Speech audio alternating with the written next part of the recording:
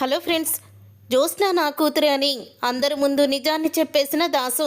నిజంగానే దాసు జ్యోత్స్న తన కూతురే అని శివనారాయణ ముందు నిజాన్ని బయటపెట్టాడా? అసలు ఇదంతా నిజంగానే జరుగుతుందా?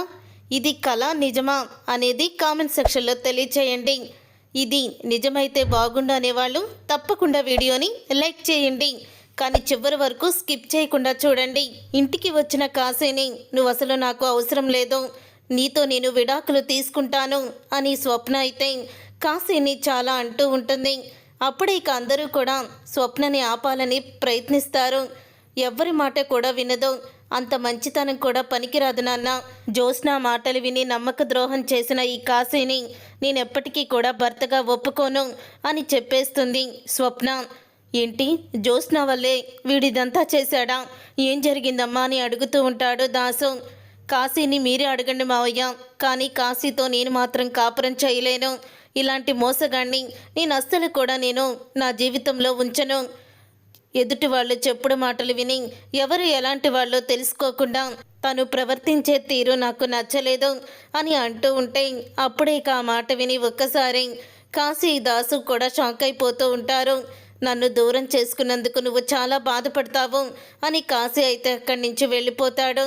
అప్పుడు ఇక దాసు కూడా అక్కడి నుంచి అయితే వెళ్ళిపోతాడు. దాసు అయితే జ్యోత్స్న ఇదంతా చేసిందని స్వప్న ఎందుకంటుంది? అసలు ఏం జరుగుంటుంది? జ్యోత్స్న వల్లే కాశీ జైలుకి వెళ్ళాడా? ఈరోజు నా కొడుకు జీవితం జ్యోత్స్న వల్లే నాశనమైందా? అసలు ఏం జరిగిందో తెలుసుకోవాలి అని అనుకుంటూ ఇక దాసు అయితే కాశీ వెనకాలే వెళ్తూ ఉంటాడు. అప్పుడే ఇక కాశీ అయితే స్వప్న అన్న మాటలు అన్నీ కూడా గుర్తు చేసుకొని చాలా బాధపడుతూ ఉంటాడు. ఇక వెంటనే తను చనిపోవాలని నిర్ణయం అయితే తీసుకుంటాడు. అప్పుడే ఇక దాసు అయితే వెంటనే కాశీ దగ్గరికి వచ్చి, ఏం చేస్తున్నావు నువ్వు? అలా అన్నిటికీ కూడా అడ్డంగా వెళ్ళిపోతున్నావేంటి? నీకేదైనా ప్రమాదం జరిగితే ఆ లారీ నిన్ను గుద్దేస్తే ఏమయ్యేది? రోడ్డు పైన నుంచొని ఎందుకు ఇలా చేస్తున్నావు నువ్వు అని అడుగుతూ ఉంటాడు దాసు. ఇంకేం చేయను నాన్న, నా జీవితాన్ని నేనే చేతులారా నాశనం చేసుకున్నాను. ప్రేమించే భార్య దొరికిందని ఎంతో సంబరపడిపోయాను. కానీ ఈరోజు ప్రేమించి పెళ్లి చేసుకున్న స్వప్న నన్ను వద్దంది, నాకు విడాకులు ఇస్తానని అంటుంది, నన్ను అసహించుకుంటుంది అని అంటూ ఉంటాడు. కాశీ అయితే స్వప్న నిన్ను అసహించుకోవడంలో తప్పేమీ లేదు. నువ్వు చేసిన పని అలాంటిది. ఏ భార్య అయినా సరే నువ్వు చేసిన పనికి, నువ్వు చేసిన తప్పుకి అలాగే రియాక్ట్ అవుతుంది అని అంటూ ఉంటే అప్పుడే ఇక కాశీ అయితే ఇదంతా కూడా నేను కావాలని చెయ్యలేదు నాన్న. నన్ను పిఏగా పెట్టుకొని మావయ్య గారు నన్ను ఒక బానిసలాగా చూస్తున్నారని, ఒక పని వాళ్ళ చూస్తున్నారని చెప్పి నేను అనుకొని ఇలా చెయ్యాల్సి వచ్చింది అని అంటూ ఉంటే, కార్తీక్ లేడా? లేకపోతే మీ మావయ్య గారు నాకన్నా ఎందుకు బాగా చూసుకుంటారు? కార్తీక్ నిన్ను అలాగా పనివాడుగా చూస్తే ఒప్పుకుంటాడనుకుంటున్నావా? ఆ రోజు నువ్వు జైలుకి వెళ్తే 40 లక్షలు డబ్బు కట్టి నిన్ను జైలు నుంచి విడుదల చేయించి తీసుకొచ్చారు. ఉద్యోగం లేకుండా ఇంట్లోనే ఉంటే తన ఇంట్లోనే నీకు అన్ని మర్యాదలు చేసి నీతో పాటు నన్ను కూడా అక్కడే ఉండమని కూడా చెప్పారు.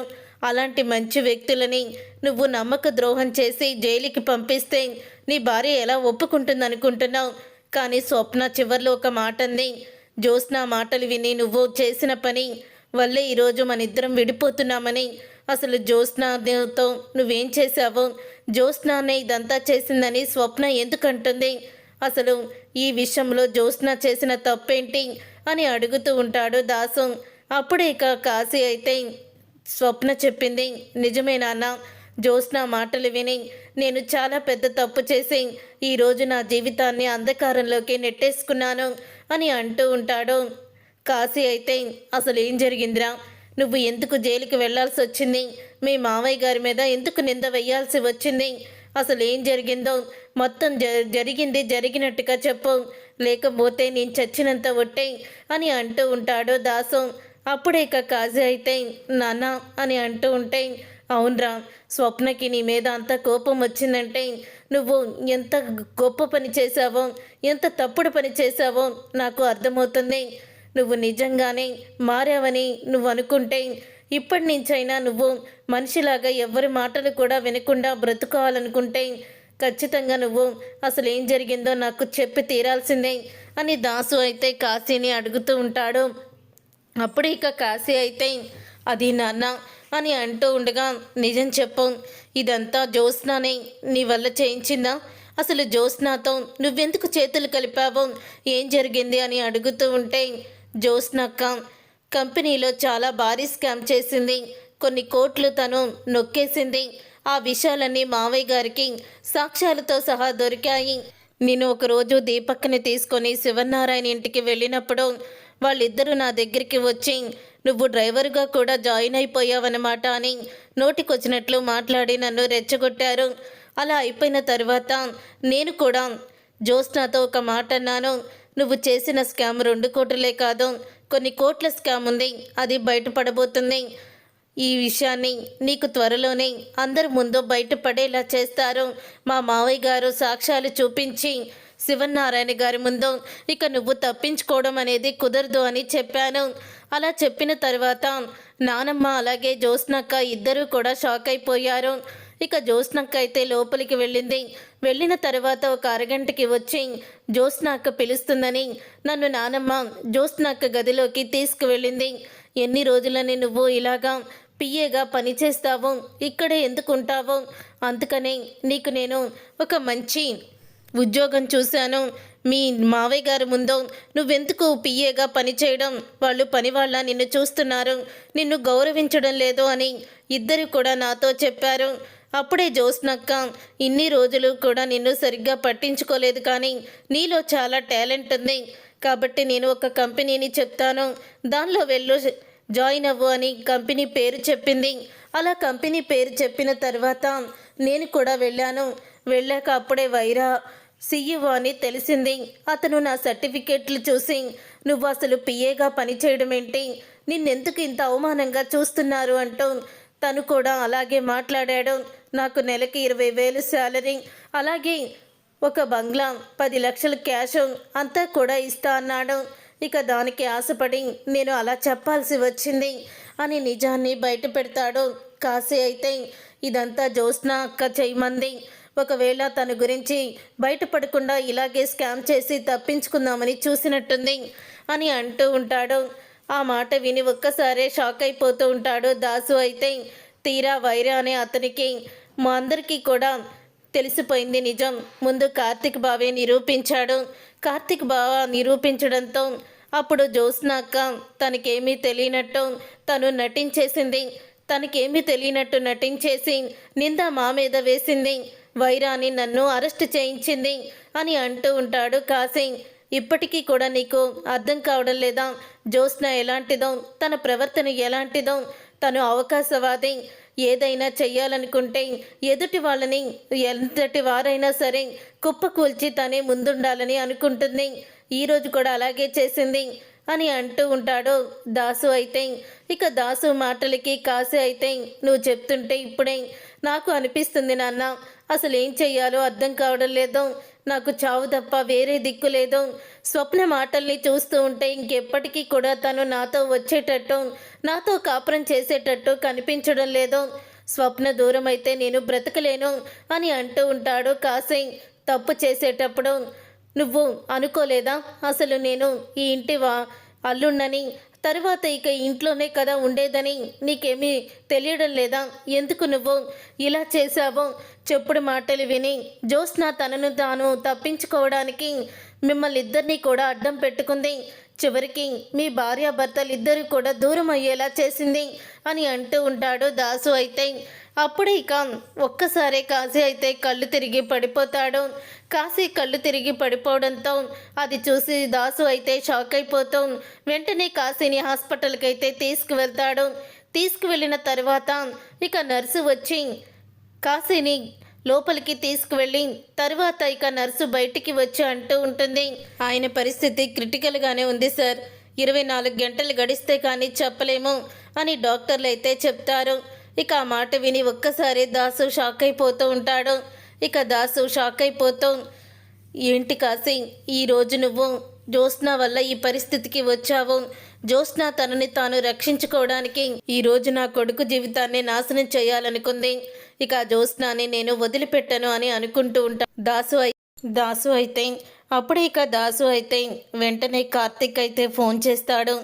కార్తిక్కి ఫోన్ చేసి నీకు ఇచ్చిన మాటని నేను నిలబెట్టుకోలేకపోతున్నాను కార్తిక్ అని అంటూ ఉంటాడు. అదేంటి మావయ్య అలా మాట్లాడుతున్నారు? నేను ఇప్పుడు శివనారాయణ ఇంటికి వెళ్తున్నాను నిజాన్ని బయట పెట్టడానికి అని అనగానే కార్తిక్ అయితే షాక్ అయిపోతూ ఉంటాడు. నువ్వు చెప్పలేనంత మాత్రాన నిజాలు దాగుతాయని అనుకోగలడు. జ్యోత్స్న చేసిన కుట్రలు కుతంత్రాలు మొత్తం బయటపడ్డాయి.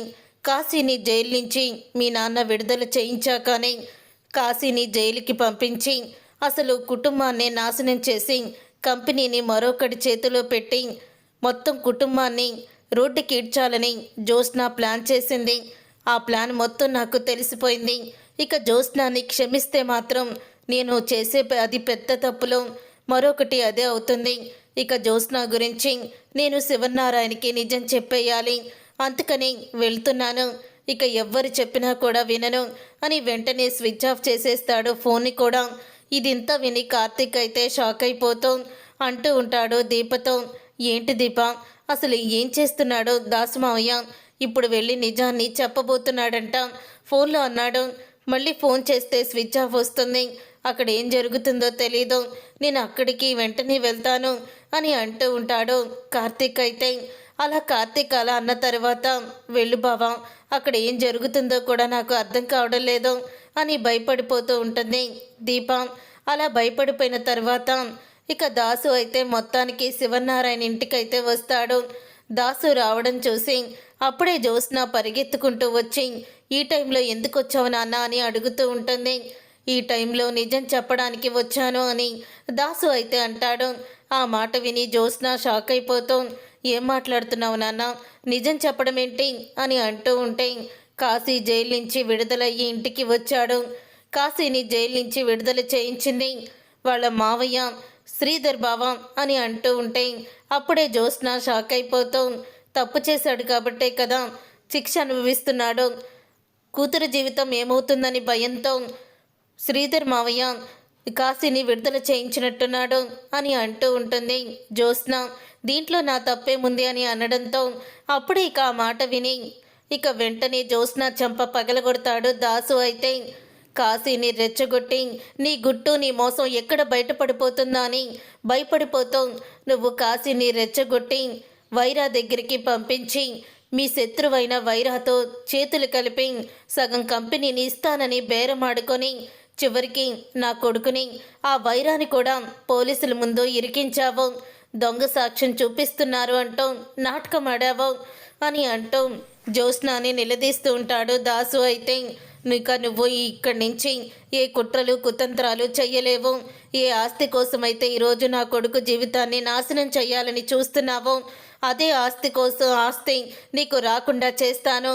ఇప్పుడే శివనారాయణ గారికి నువ్వు ఇంటి వారసురాలువి కాదు, నేనే జ్యోత్స్న కన్న తండ్రిని, జ్యోత్స్న నా కూతురు అన్న నిజాన్ని నేను బయట పెడతాను అని అంటూ ఉంటే అప్పుడే జ్యోత్స్న వెంటనే దాసు కాళ్ళు పట్టుకుంటుంది షాక్ అయిపోతూ.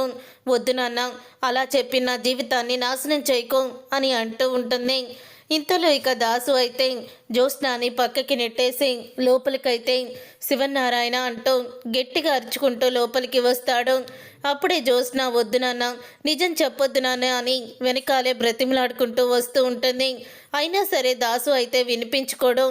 అప్పుడే శివనారాయణ గారు అని గట్టిగా పిలవడంతో బయటికైతే వస్తారు అందరూ కూడా. ఏంటి దాసు ఈ టైంలో వచ్చి అంత కోపంగా పిలుస్తున్నావని శివనారాయణ దశరథ అడుగుతూ ఉంటే ఇక దాసు అయితే మీకు అన్యాయం జరిగింది. మీకు పుట్టిన మీ ఇంటి వారసురాలు మీ మనవరాలు ఎక్కడో దూరంగా అనాథగా పెరిగింది, మీ దగ్గర పెరగలేదు అని అక్క అంటూ ఉంటే అసలు ఇంటి వారసురాలు మీ దగ్గర లేదు అని దాసు అంటాడు. అప్పుడే ఇక సుమిత్ర అయితే ఏంటి దాసు నువ్వు మాట్లాడేది, ఎదురుగుండా ఉంది కదా నా కూతురు, లేదంటావేంటి అని అడుగుతూ ఉంటుంది సుమిత్ర. ఎదురుగా ఉన్నది మీ కూతురు కాదు వదిన, తను నా కూతురు అని అంటూ దాసు అయితే నిజాన్ని బయట పెడతాడు. అప్పుడే అది విని ఒక్కసారి షాక్ అయిపోతూ ఉంటారు అంతా కూడా. లేదు నువ్వు అబద్ధం చెప్తున్నావు అని అంటూ ఉంటే అవును మమ్మీ, ఇతను అబద్ధం చెప్తున్నాడు, ఇతనికి మతి స్థిమితం పోయింది కదా, గతం మర్చిపోయాడు కదా, ఏదేదో ఊగుతున్నాడు అని జ్యోత్స్న అయితే అంటూ ఉంటుంది. అప్పుడే సరే నేనేదేదో మాట్లాడుతున్నానని మీరు అనుకుంటున్నారు కదా, కానీ మా అమ్మని అడిగి మీరు మొత్తం నిజం తెలుసుకోండి. చెప్పమ్మా, ఎన్ని రోజులని నిజాన్ని దాచిపెడతాం, ఇప్పుడైనా నిజాన్ని బయటపెట్టాం అని అడుగుతూ ఉంటాడు దాసు. అప్పుడే పారిజాతమైతే ఏం నిజాన్ని బయట పెట్టాలరా అని అడుగుతూ ఉంటే, జ్యోత్స్న నా కూతురని, శివనారాయణ మనవరాలు కాదని నిజాన్ని బయటపెట్టు అని అంటూ ఉంటాడు దాసు. అయితే జ్యోత్స్నానే ఆ రోజు నన్ను చంపాలని చూసింది, ఈ నిజాన్ని నేను ఎక్కడ బయట పెడతానో అని తనే ఇదంతా కూడా చేసింది అని అంటూ ఉంటాడు దాసు. అలాగే జ్యోత్స్న చేసిన తప్పులు ఎన్నో. ఈరోజు నా కొడుకు ప్రాణాపాయ స్థితిలో ఉన్నాడంటే కారణం జ్యోత్స్నానే. జ్యోత్స్న కాశీని రెచ్చగొట్టి వైరాతో చేతులు కల్పించింది, వైరాతో బిజినెస్ చేస్తామని ఆశ పుట్టించింది. తీరా తర్వాత ఇక వైరాని కాశీ జైలుకి వెళ్లాల్సి వచ్చింది. దీనంతటికి కారణం ఎవరో కాదో ఈ జ్యోత్స్నానే. మీకు పుట్టిన మీ ఇంటి వారసురాలని మా అమ్మ మార్చేసింది, అది కూడా మీరు నన్ను సరిగ్గా పట్టించుకోవడం లేదని, నాకు ఎటువంటి ఆస్తి ఇవ్వలేదని బయటికి గెంటేశారని కోపంతో తర్వాత మళ్ళీ అదే రీతిలో జ్యోత్స్నాని కూడా పెంచింది. మా అమ్మ బంధానికి, అనుబంధానికి, రక్త సంబంధానికి విలువనిస్తుంది. తనలో కొంచెం మానవత్వం ఉంది, కానీ మానవత్వం లేని మొరట మనిషి జ్యోత్స్న. తను గుట్టు బయట పెట్టకూడదు, అలాగని అందరూ కూడా తనని గౌరవించాలి అని ఒక శాడిస్ట్ లాగా తను చూస్తుంది అని అంటూ నిజాన్ని బయట పెడతాడు దాసు. అయితే నా కుటుంబానికి ఇంత అన్యాయం చేస్తావని నేను అస్సలు కూడా అనుకోలేదు. ఎందుకు ఇంత అన్యాయం చేశావో, ఎందుకు నువ్వు నా కుటుంబాన్ని నాశనం చేయాలనుకుంటున్నావో, ఇప్పుడు నువ్వు నా కన్న కూతురు కాకపోతే నా భార్యని ఎవరు కాపాడుతారు అని భయపడిపోతూ ఉంటాడు దశరథ. అప్పుడు ఇక కార్తీక్ అయితే దీపన్ని తీసుకొని వస్తాడు. ఇప్పుడు నా భార్యని బోని మేరో ఇచ్చి కాపాడేదెవరు అని టెన్షన్ పడుతూ ఉంటే అప్పుడు ఇక అంటూ ఉంటాడు దాసు. అయితే మీ ఇంటి వారసురాలు ఎవరో కాదదినా, దీపే మీ ఇంటి వారసురాలు అనే నిజాన్ని జ్యోత్స్న చేసిన కుట్రల్లో 2 నిజాలు బయట పెట్టడంతో కోపంతో రగిలిపోతూ ఉంటుంది. సుమిత్ర అయితే కోపంతో రగిలిపోతూ అంటూ ఉంటుంది, అసలు ఇంత మోసం చేస్తారని అనుకోలేదు అని అంటూ ఉంటే ఇంతలో జ్యోత్స్న అయితే నిజం తెలిసిపోయింది, నేను దాసు కూతురుగా బ్రతకలేను అని రివాల్వర్ తీసుకొని తలకి గురి పెట్టుకుంటుంది జ్యోత్స్న. చూసారుగా ఫ్రెండ్స్, మరి ఇది కళ నిజం అనేది రాబోయే కథలో తెలుసుకుందాం. ఈ వీడియో మీకు నచ్చితే తప్పకుండా లైక్ చేసి ఛానల్ని సబ్స్క్రైబ్ చేసుకొని పక్కనే ఉన్న గంట సింబల్పై ఆల్ అని క్లిక్ చేయండి. అప్పుడే మేము పెట్టే ప్రతి వీడియో మీరు మిస్ కాకుండా చూసేవచ్చు.